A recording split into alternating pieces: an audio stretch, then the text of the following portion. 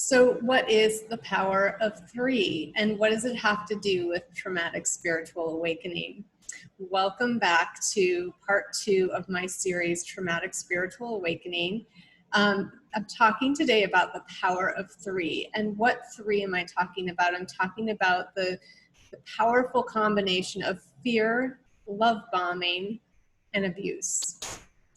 And those are the three formulaic key components of any abuse cycle and any cycle of manipulation, of control, any cycle that serves to hypnotize someone into being a victim and participating in a cycle that is massively destructive to them without really realizing it until it gets so bad, so amplified, that they have no choice but to see what's going on.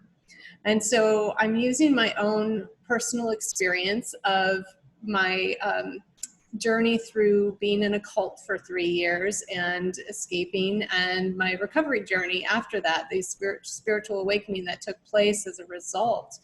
And we're going to get really vulnerable again today, so stay tuned.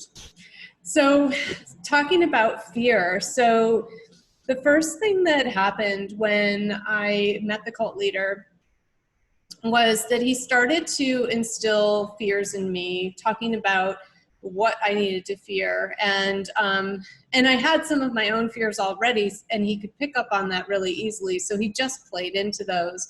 It was really easy for him to do because I was already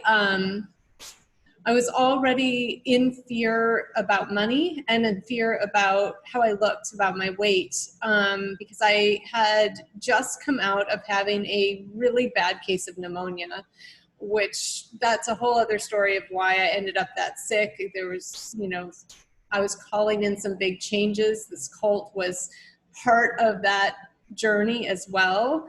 But that's, like I said, another story. So right now I want to focus on the fear, and he honed in on my two biggest fears at the moment, which was how am I going to survive, because I have just been really, really ill for 5 weeks. I couldn't work the whole time, and I was already living hand to mouth, so I was literally like down to my last $50, like no joke. And so there was that fear going on. And then I had gained a lot of weight from all the steroids that the medications that the doctor had given me when I had the pneumonia. And so I was really feeling very very uncomfortable with how I looked, and so insecure, very vulnerable at that point, for those two major reasons. And so he played on those fears, and in doing so, I immediately felt like I needed him. I needed his programs. And so I attended a free program that he was offering the following weekend, it was probably the following weekend, something like that, after I met him at the Conscious Life Expo. And so I went to this event called Faith, and it was a 3-day event. And there he instilled hope, but also played on the fears first. And then, I've got the solution for you. It's, perfect marketing formulation, where, they show you, he showed me what I needed to fear and reinforced it. And then, took me through the, I care about you so much and I want to help you change. And then, here's what you need in order to get through this, get past this, and have a better life. And if you don't do this, you won't have a better life. There's this is the way, the only way. And the convincing of that during that weekend was really powerful, because one of the things that happens in cults is that there's always a group of people that's already indoctrinated into the cult. And I may have talked a little bit about this in the first video, I can't remember. But they're already indoctrinated into the cult, and so they're very gung-ho, believing everything the cult leader says. And so when he's talking, these people are scattered throughout the room and tend to gravitate towards some of the newer people. Sometimes they're even encouraged to do that so that they can, you know, help them. And they believe they're really helping people, but really they're being used. They're being used as pawns to further the cult leader's agenda. And that agenda is control, that agenda is manipulation, that agenda is, you know, how much money can I get from these people? How much of their energy can I get? You know, what can I get from these people? And so, and how much can I get and how fast, you know, and how much power can I have over them? And so that's really what his agenda was. And he was using the people in the group to work the room and really try and convince people that, yes, this guy is the real deal. He's a real spiritual teacher, guru, whatever, and he's changed my life and you need him, and, you know, all of this. And so there was a lot of that reinforcement going on within the members of the group, and, you know, then him using them to reinforce that. And so in any case, he also manipulated his members to donate to other people who didn't have the money to attend his retreats. And the retreats was where he really got power over you. And, you know, I say that in knowing full well that we choose when we give our power away. But at the time, I didn't understand that. And I think a lot of people don't understand how much they give their power away every day. And we're really seeing that in the collective consciousness right now, being amplified so much with either people really giving their power away to governments and so-called doctors and, you know, organizations that are, you know, supposed to be protecting them allegedly, and all of this stuff. We see that happening, and we also see a group of people who get it and have started to see through that and see that, wait a minute, this doesn't make sense. These people are not looking out for our best interests. They don't love us. They don't, you know, they're not coming from a place of love. They're coming from a place of fear, of control, of manipulation, of greed, of, you know, all of these things. Well, that was the same case with the cult leader, which is why I was so able to see through all of this stuff that was happening in the past year and a half so clearly, because, you know, I've been through it before, and I had to go through the process of understanding what happens and how it works.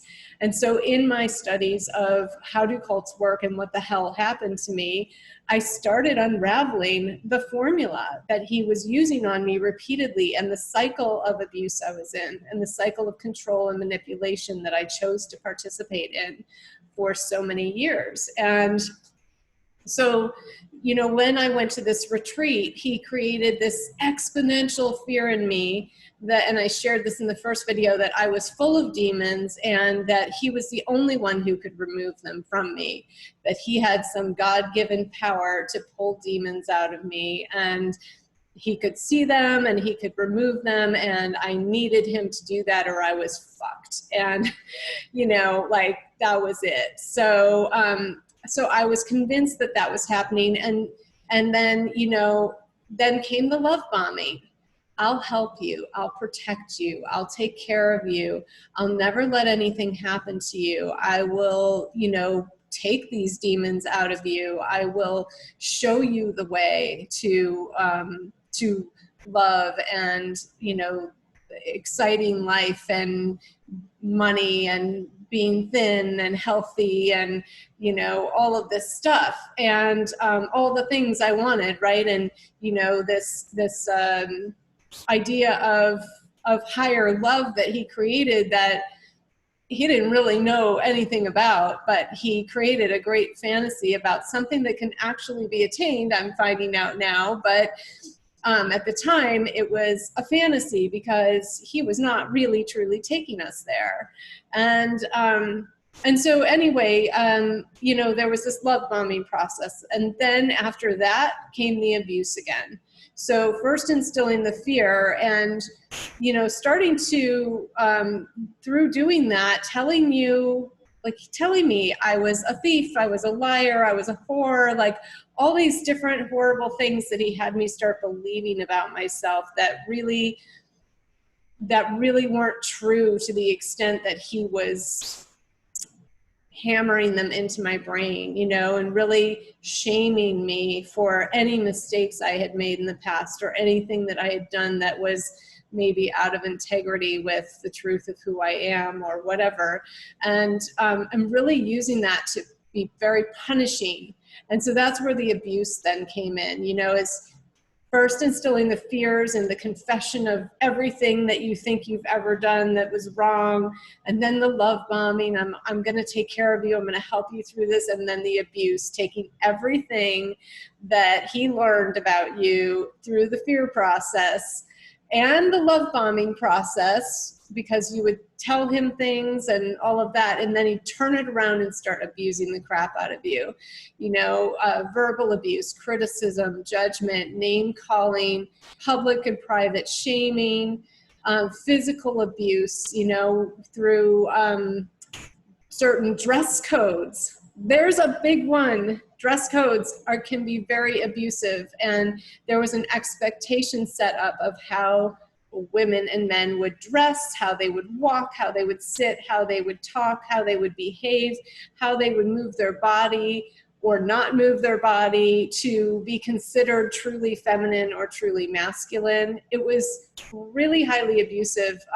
Even changing the name, we had so many different names, and so you would forget who you were. Your identity would be stripped from you. And but the physical abuse with the dress codes, so if you think about the dress codes today and the demands being made upon that, and how abusive that is in terms of not having the freedom to be yourself, to trust your own immune system, to trust your own sovereignty, to trust your own intuition, and to trust your own body.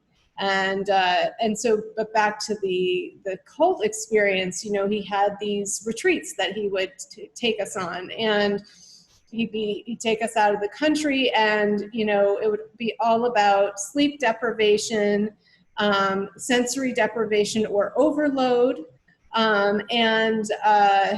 and then, you know, like you, for instance, you wouldn't be able to, his meditation retreat, there were like 3 or 5 days where we weren't allowed to sleep at all. We had to be up 24/7 meditating, no shower, very little food, one very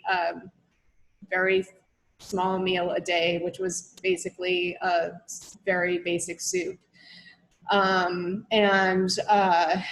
What else? We weren't allowed to talk to one another. We weren't allowed to touch one another. Then his other retreat, the WOW, that was,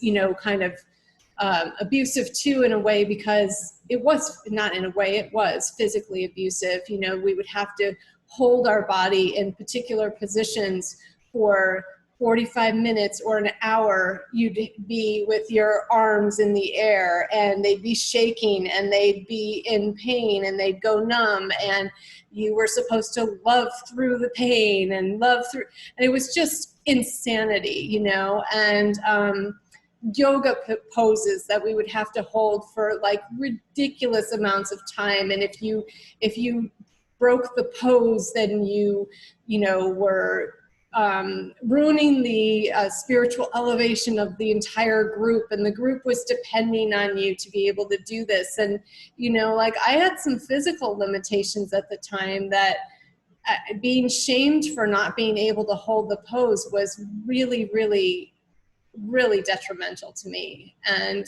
psychologically and physically abusive, emotionally abusive.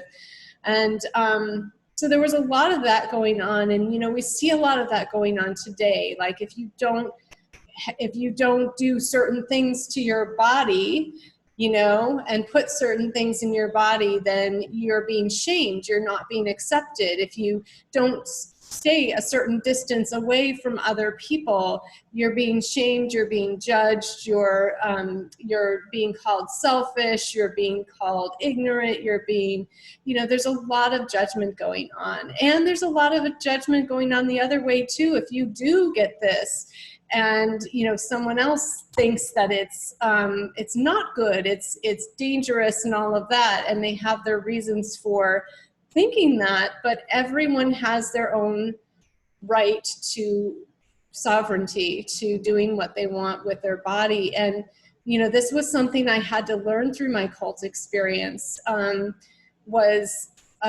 all of this deprivation of food, through his weight loss program, through, you know, the meditation retreat, through deprivation of shelter. You know, he would have people move and sell all their, or not even sell, give away all their possessions. And I did this at one point, and I ended up being homeless, moving from place to place to place for several years after I did that. And the promise was that if you did that, that you would be given so much more. And yet, you know, when you're in that state of deprivation and abuse, you can't receive.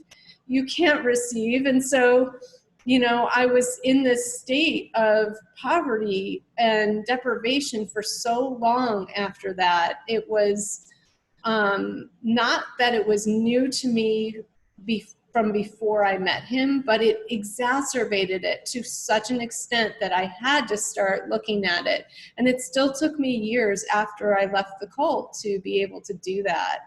But I also want to talk about, you know, the abuse, the mental abuse. So, you know, well, actually, there's still a little more physical abuse, because there was the throwing things across the room, using gestures and body presence, using NLP, the hand on the shoulder, standing over someone, staring at someone in the eyes without blinking. All of this type of stuff was exerting physical power over someone else. And then, of course, there was the rape that I talked about in the first video as well. So, you know, there was a lot of physical abuse going on too. And then there was mental abuse, the gaslighting, telling you you're crazy. He told me I was crazy, you know, anytime I would question anything that he said. And even deny that he said certain things to create insecurities, self-doubt, break you from any connection with your own intuition. He even went so far as to shame me publicly for being intuitive. And I had started doing intuitive readings right before I met him.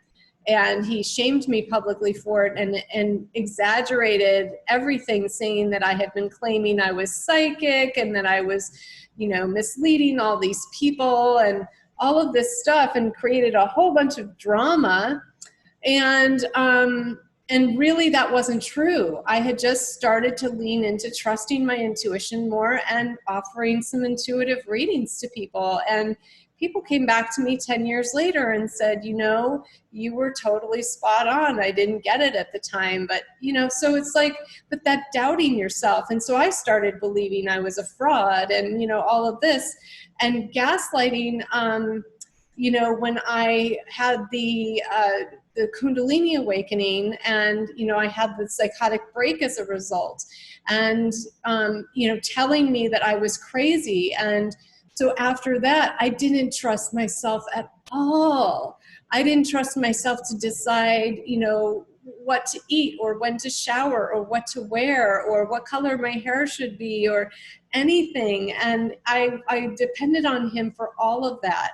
And then the emotional abuse, you know, that creating the fear that he was going to withdraw his love if I didn't behave in the way that he wanted and expected. It was behavior modification that he was using. And in doing this to create attachment and dependency on him.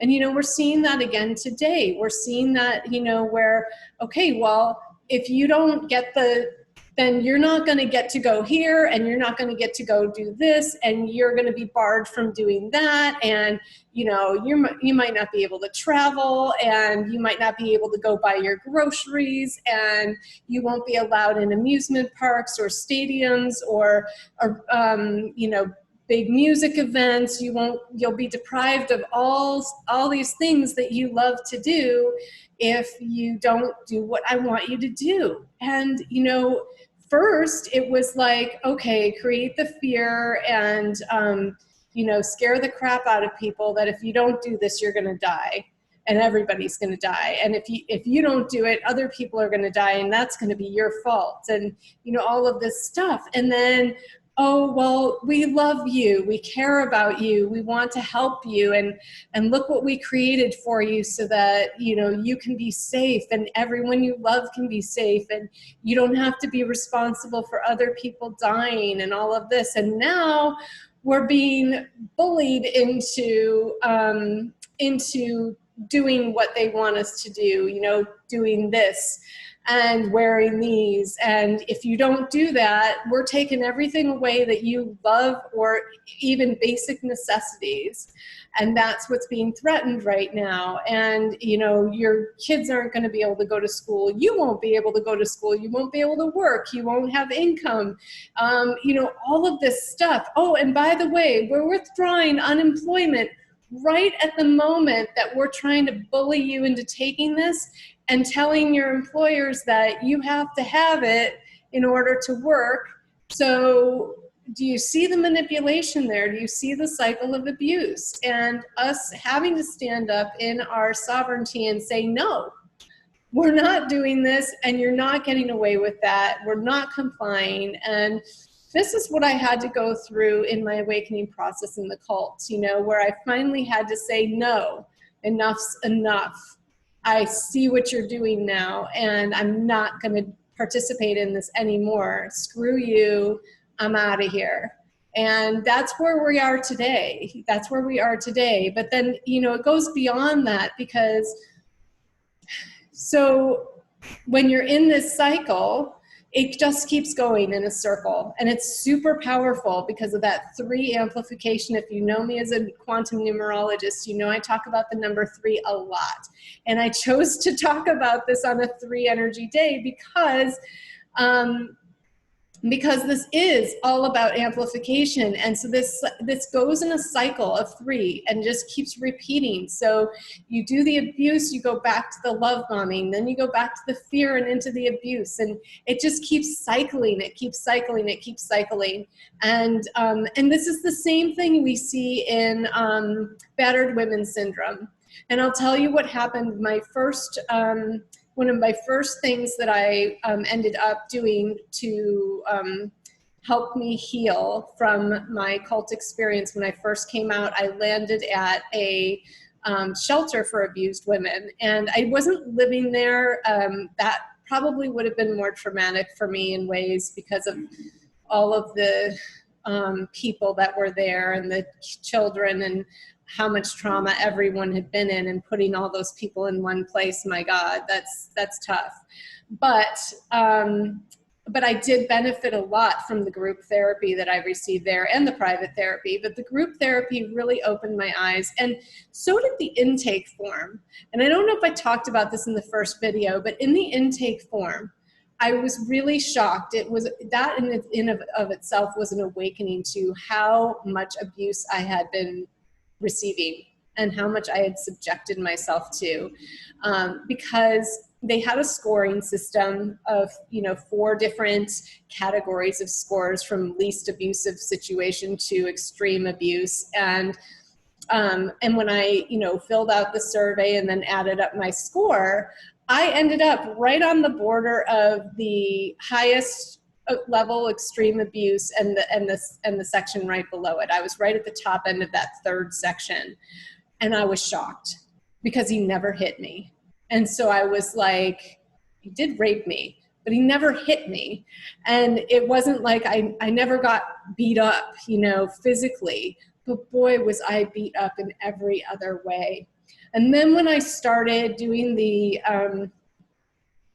group therapy, I realized, hearing these other women talk, the whole room was in agreement that the mental and emotional abuse was far more detrimental than the physical abuse. Far more detrimental. And yet the physical abuse was also part of the cycle. And it was an important part of the cycle. It was an important part in maintaining control and maintaining power over each of us. But it was also the emotional and the mental abuse was such a key component. Without that, the physical would not have had the hold that it did. And so I think that's really important to understand, again, with what we're going through today, because the mental and emotional abuse that's going on, telling you, convincing you that you are a horrible person if you consider yourself at all, if you believe your own intuition, if you believe what your heart is saying over what they're telling you to think and believe. If you do that, then you're selfish, then you're a jerk, that you don't care about humanity, that you're a narcissist, basically. And that is so not true. It's not true. We've been hypnotized to believe that we're horrible people. We're not. We've been programmed with this for years. How many things, look at every commercial on TV tells you what you need to be a better person, to be more successful, to be prettier, to be more handsome, and it tells you everything that's wrong with you. If your hair's thinning, if you weigh too much, if your skin's bad, if you look a certain way, then you're not acceptable. So you need this product to become acceptable. And now you need this thing to become acceptable and this thing to become acceptable. And it's bullshit. It's all lies. It's all lies. Everyone should do what they feel is right for their own body, and not out of fear, but out of well-informed decision-making about understanding the truth and the facts, not the ones that are being presented to persuade and manipulate, but the actual truth and the facts. All of the stuff that's being, I'm not going to say the C word, blocked out from the mainstream, so that you don't know that these things exist unless you have the intuition and drive and curiosity to go look for it. And it is there if you look for it and you start learning where to look, because it's not in the main channels where we would normally look for things. And so, I think back to when I was a kid and we were doing papers for school, and this is back before the internet, and we had our school library with the Encyclopedia Britannica, and that was basically where you went for all your information. And so if it wasn't in that encyclopedia, it didn't end up in your paper, it didn't end up in your awareness. And so, that's kind of how we've been getting our information for a long time, is we've been spoon-fed. Here's where you get what we want you to know, and you don't go anywhere else for it. And if you try and go anywhere else for it, we're going to dissuade you from doing that. We're going to do whatever we can to stop you from even knowing it exists. And, this is part of what I touched on too in my first video, was the information control is part of the abuse cycle, and it's part of the fear creation. You can't create fear with well-informed people. You have to keep them in the dark.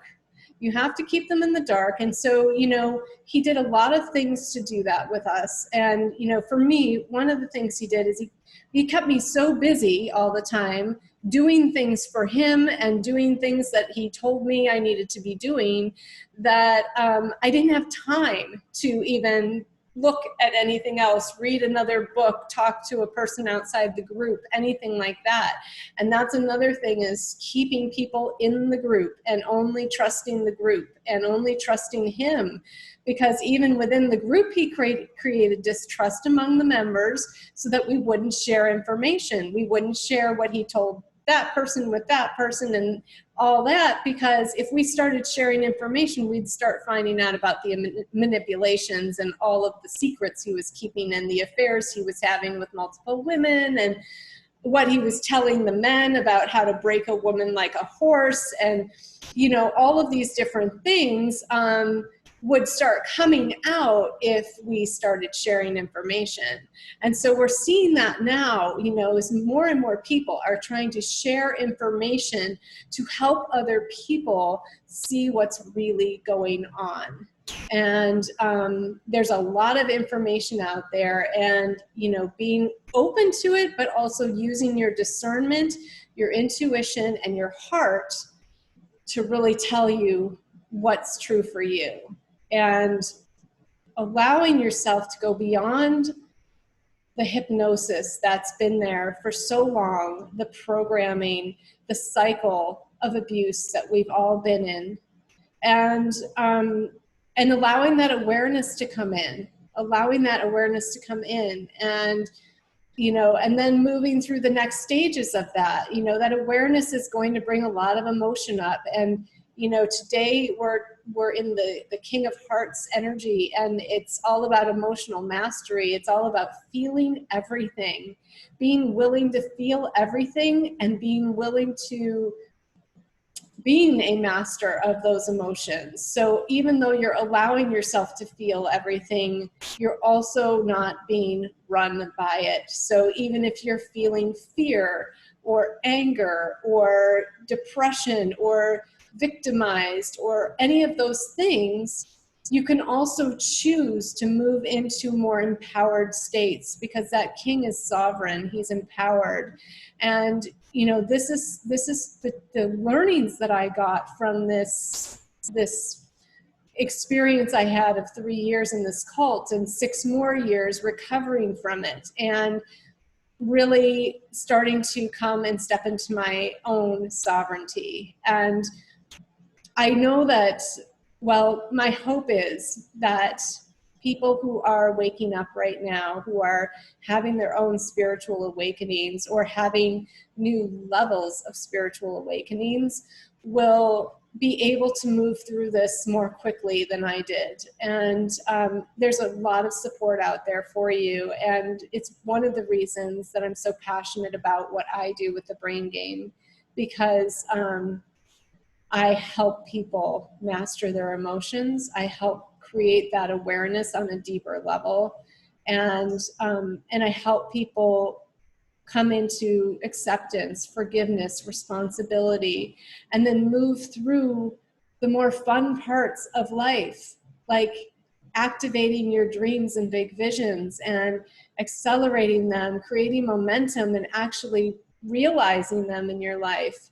But you have to go through the awareness of what's going on first and foremost. And if you're still stuck in cognitive dissonance, if you're still allowing your brain to explain unreasonable things into reasonableness, you can't move forward into a life that you want, which is, what do we all want? We all want to experience higher states of love. That's really what it comes down to, whether it's through experiences of relationships with other people, whether they're romantic or familial or friendship or you know, with clients or whatever it is, right?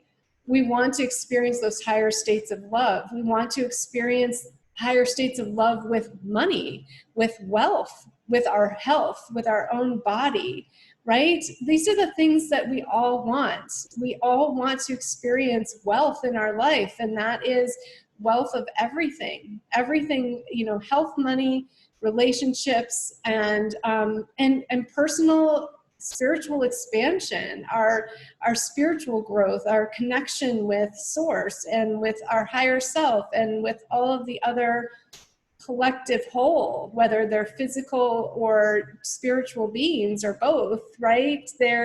That's what we're all desiring. And in order to move into those states, you have to be willing to look at what's going on. You have to be willing to face it. And this is what I had to do. when I was in my awakening process, I had to face this stuff, and it was effing hard. It was so hard to do. I cried probably every day for the first year and a half, and intermittently with that experienced so much anger, and the anger lasted even longer. The anger lasted for years. I couldn't move through the anger. I didn't know how. The people who were supporting me didn't know how to help me through that. They tried and they did their best, and I got some tools and some relief, but really, until I really understood what was going on and what my part was in it, I couldn't get past that and move into forgiveness for not the cult leader as much as myself, forgiving myself. And, this is what's so important, is that when we come through these stages of awareness, oh my God, what have I allowed myself to be part of?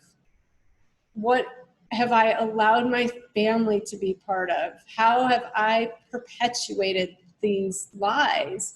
How have I passed on the brainwashing that I chose to fall for, that I was subject to? And, coming to these states of self-love of, I was doing the best I could with the information I had at the time. And it's not easy to get there.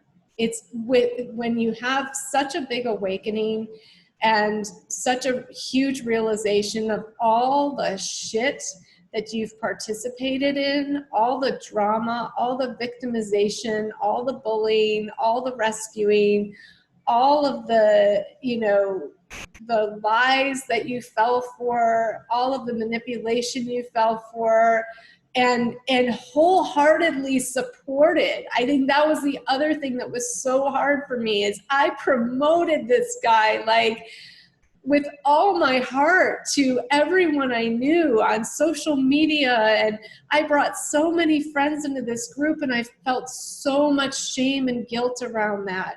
And it took me so long to understand that every single one of those people had a choice to say yes or no. And the ones that said yes and chose that journey with me, they chose it. And that was not my responsibility. And I had to let go of that, and taking on things that, as my own responsibility that weren't my responsibility, and then trying to rescue them, trying to save them, trying to pull them out of the cult once I realized what I had done and what I had been involved with.